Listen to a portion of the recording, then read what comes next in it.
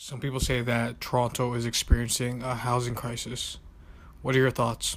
I hesitate to call it a crisis because it begins to sound like housing is the problem. If we just solve housing, everything's going to be fine. The reality is we have high rates of poverty, child poverty in particular, racialized poverty as well. We have failing suburbs. We have a booming downtown core. And we have huge environmental and social challenges that emanate from poor housing capacity in the city. But the best way to deal with these issues is to build better, safer, more affordable, and more beautiful housing. And so, while there are many that call housing a crisis, we have problems in Toronto, and the best tool to solve those problems is housing. If you build better, more affordable neighborhoods, closer to work and closer to school and integrated more within the social fabric of the city, you don't have the transportation, environmental, social, economic, and racial issues that define the city. What you have is strong neighborhoods with good capacity and great resources that are able to both house people but also give them the platform to succeed in the city and therefore for the city to succeed globally and nationally. So we have challenges, and significant challenges, but housing is the best solution to all of those challenges, yet levels of government have been reluctant to engage. Well, I would say that Toronto's experiencing multiple simultaneous housing crises. One of them is a shortage of housing for people who live in poverty. Another is a shortage of housing for people who require supports in order to be successfully housed, social and economic supports. And another is that the private market is failing to deliver housing for, I would say, a majority that's within the range of affordability for a majority of people who've grown up or moved to Toronto. And I would say, finally, we have a crisis related to the financialization of our housing market, which is causing instability, bubbles, and so on. Well, I think it's more of a housing affordability crisis. We haven't wavered in our approvals of new development in the city of Toronto. In fact, the approvals continue to outpace the ability of the construction industry to keep pace. But something's happening to affordability, and we don't quite know what. But the cost of purchasing in the city of Toronto and the cost of rental have skyrocketed enormously. That unfortunately it's becoming out of reach to many families, many working class families that depend on our city and work in our city, keep our city moving and functioning properly. Who is responsible for this crisis, or at least who should be responsible? The city's been carrying the ball a long time on its own, and it has been the only government that has refused to walk away from the housing file over the last 25 years. So I'm hesitant to criticize, but having been a city councillor and having watched city councillors manage this file, it has never reached the priority level that it should, even at the local level, let alone at the federal or provincial level. All levels of government need to do better, and all levels of government need to invest into housing in order to not only solve the wait list, but the capital per backlog.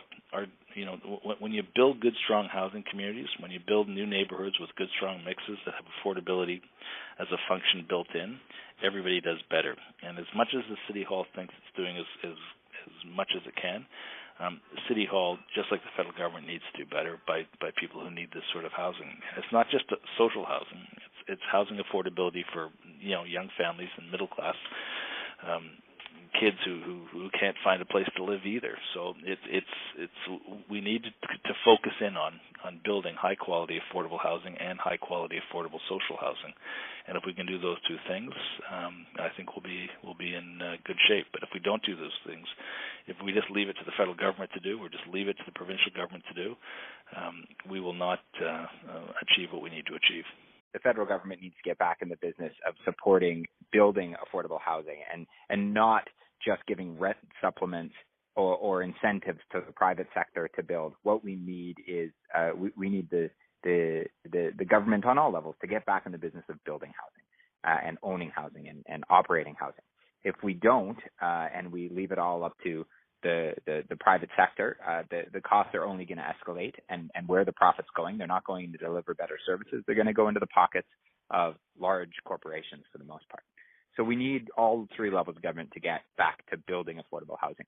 Part of that is getting support to municipalities to invest in their existing social housing, because the city of Toronto is in fact losing housing because we're not keeping it up to a certain standard. Unfortunately, the tax tools, the revenue tools that the city of Toronto have are insignificant by comparison to other levels of government, and so we really do need their support to provide that level of service within our existing housing portfolio. We need the provincial government to take whatever steps are necessary to protect rents and renters in the city of Toronto.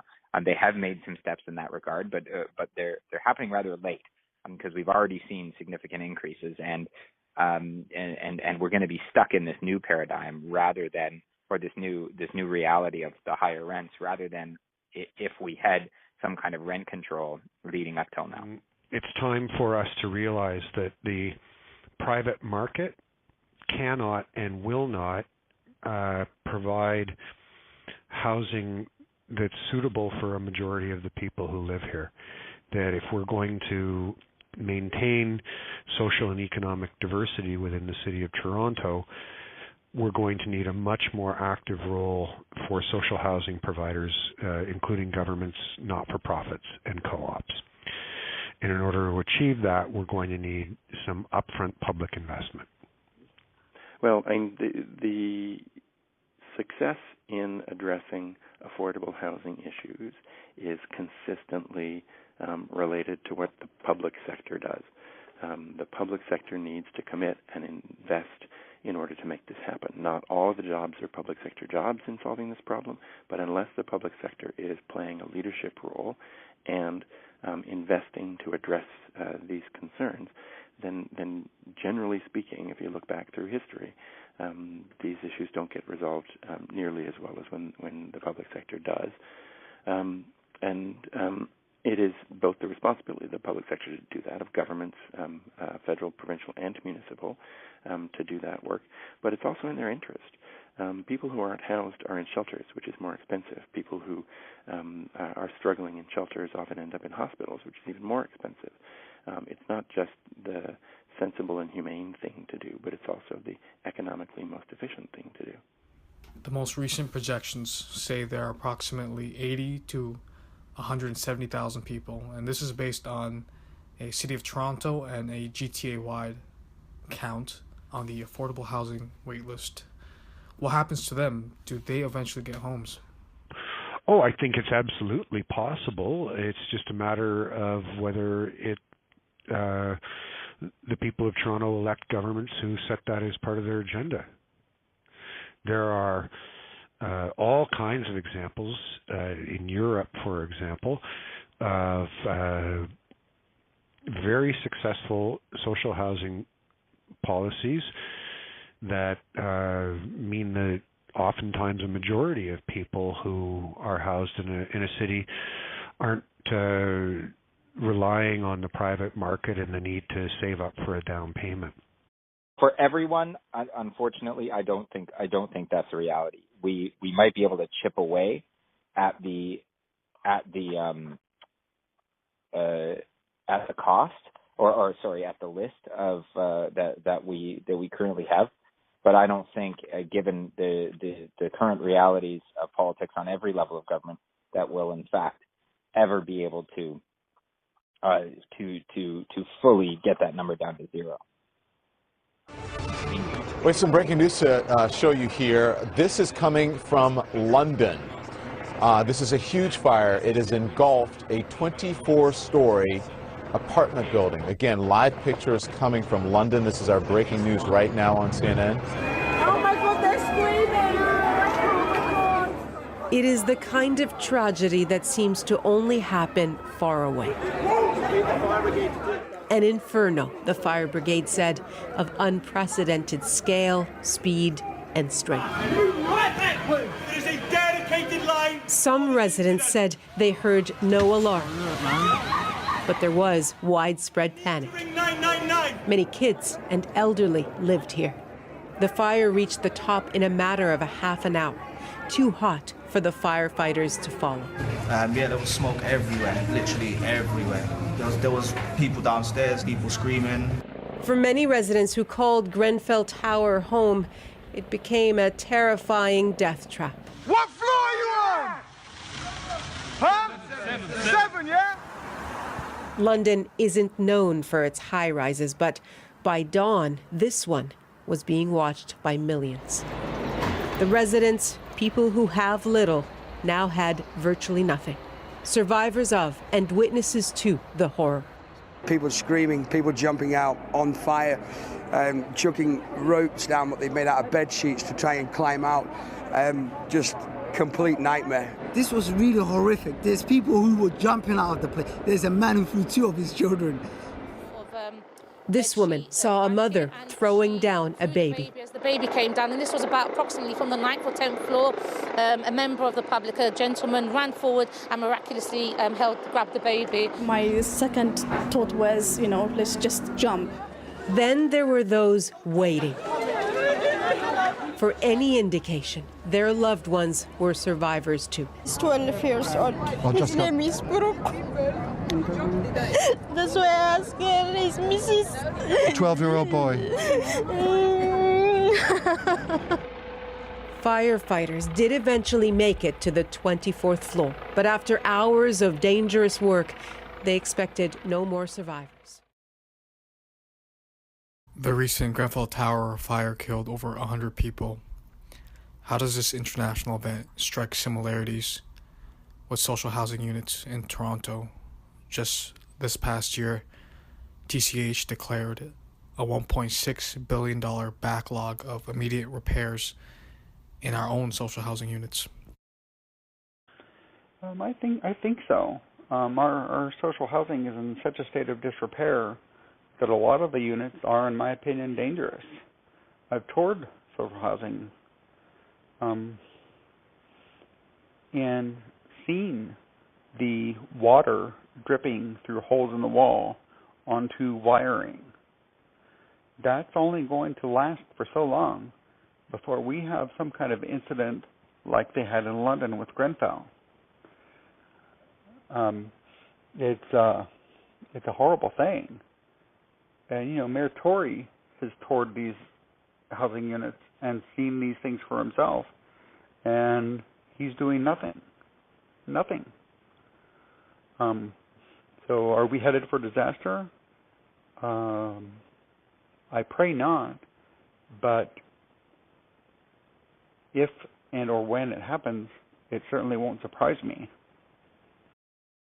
I think that there is a parallel there, which is when the public sector doesn't invest and play a leadership role and be diligent and energetic about addressing the needs to create affordable and safe housing, really, really bad things happen. So it's nothing like the fire in London, but the demolition of housing units all across the TCHC portfolio, starting, when the Grassways housing on Fir Grove in Toronto is the result of decisions not to invest and decisions not to tackle these problems and to put up the money it takes to tackle them well. And so a lot of people are losing their homes for reasons that haven't, that are completely unnecessary. If we'd been willing to say we've got a job to do and we're going to have to face up to the cost of doing it. I mean, you look at what happened with 200 Wellesley. That was the wake-up call for TCH, not Grenville. Grenville, is in a very different situation, and I don't think we have enough information yet to understand what went on. My hunch that Wellesley and Grenville have one thing in common, improper fire stopping.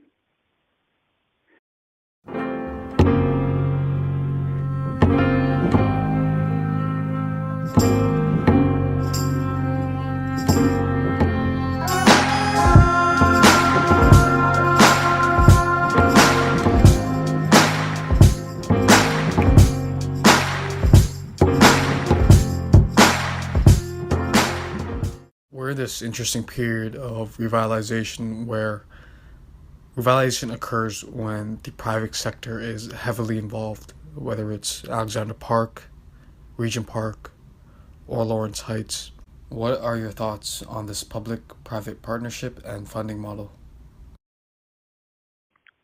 Well, I think we shouldn't have to rely on the private sector to revitalize our communities. We should be willing to invest public dollars. Having said that, those public dollars haven't been available, and so we've done what we can. And unfortunately, it means some of the new units are market units and not not necessarily helpful in us reducing the wait list for community for social housing. The City of Toronto absolutely has the means to pay more towards affordable housing, and we're choosing not to. For 7 years, we've been deliberately keeping property taxes low. We've actually managed to upload some of the social costs that the City of Toronto got saddled with that amalgamation back to the province, and instead of reinvesting that in social services like housing, we used it to cut taxes. So it is not that we can't put money into affordable housing at the City of Toronto, it's that we're choosing not to in order to keep property taxes low for people who already own property. And because the property tax system is related to wealth, the more valuable your property, the more you pay, we're actually deliberately making sure that the wealthiest people pay less into a system that could be helping the people who are in need of assistance. One of the driving forces behind the revitalization in these communities is a change from concentrated poverty to mixed income communities. What are the effects of this type of social mix? I hear this criticism, and I think it's profoundly naive that somehow when you build private housing or housing for more affluent people in low-income communities, you displace people. First of all, in Regent Park and in Alexander Park, the same number of social housing units existed before, during, and after.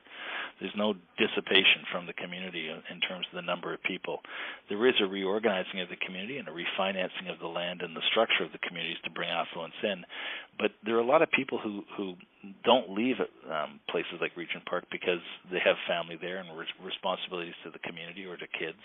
They do better. They start to earn more, and they are economically evicted, or they sit there and they are over.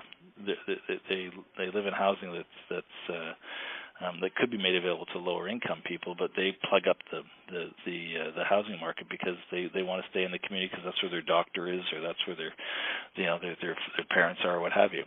So when we rebuild these neighborhoods, which are effectively ghettos and collection of low income people and only low income people, that never assumes that anybody who's low income is ever going to do better, earn more, and advance in life. And if they do, they have to leave the neighborhood. When we build sort of static neighborhoods like that, the neighborhoods fail. You know, the best and the brightest have to leave or must leave because of their economics.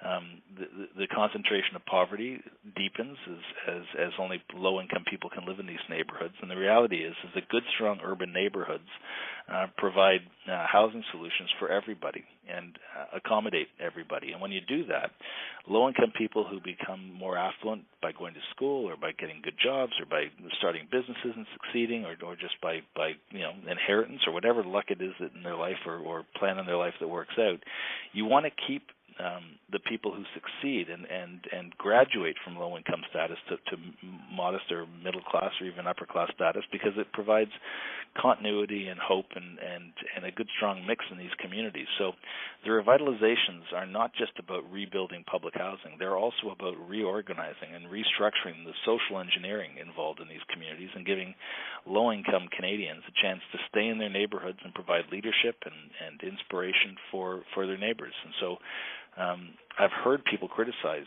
revitalizations, but revitalizations, the status quo is failing. We need to make these changes in order to provide better outcomes for people as they move forward. So the whole point of housing policy should be, and our official plan says this, should be to make sure that people from all walks of life, all ages, all incomes, all backgrounds can live in any neighborhood in the city. And that means that there has to be a mix of both housing form and also housing affordability. That's just a basic bottom line for how to build a healthy city. And that means that projects like Regent Park, who explicitly are about making sure that mixed income is part of your design, are good projects. But in asking whether I think this is a successful model, too early to tell. My feeling is that if I was to rebuild Regent Park, I wouldn't have done it the way it's now done. I don't think it's a successful. It doesn't feel to me like a successful community. There is not the support for dealing with people who need support to live. I think a mix of both is a good way to go. We need to take the downtrodden neighborhoods in the city and develop them. And for me, combinations of things always seem to work better. Have some buildings that are solid RGI, but keep them in good repair. These people deserve decent homes. So that the people across the street who are in a mixed building or in a sole owner building, they aren't ashamed or embarrassed or upset about living next to that building because it's kept to the same quality standards that theirs is. And then the same with mixing RGIs into buildings with sole owners. You can separate by floors. You can separate by units. There's numerous ways of dividing things up.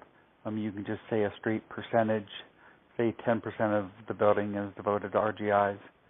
10% is just a random number I pulled out of the air, so I'm not saying that's the number to go with. But personally, I prefer a mixed version. People who can identify with each other and also blending people together so people learn to identify with other people. What does housing look like in the next 10 years in the city? Or how should it look like? I am always an optimist, so I think it's going to be a lot better. But I think to get there, we are going to have to raise revenues municipally and provincially and federally and invest at all three levels. And that's going to be hard work. Well, in 10 years, what I think it'll be is I think it'll be a mess. I think it's going to get worse before it potentially gets better. What I want it to be is dramatically better. I want mixed neighborhoods, mixed buildings, whether they're separate or mixed within individual buildings. I would love to see more of that, but 10 years, politically speaking, is such a slow evolutionary period. It's a minute fragment of history, and you're not going to see a lot of change in 10 years. Maybe in 50 years, you might see a more significant amount of change, But in 10 years, I'm afraid not much is going to change. The city has recently sold off 180 homes that were social housing to developers to turn into townhome areas for sole owners. And these people just got put out on the street. So I don't think much can happen in 10 years. It's not enough time.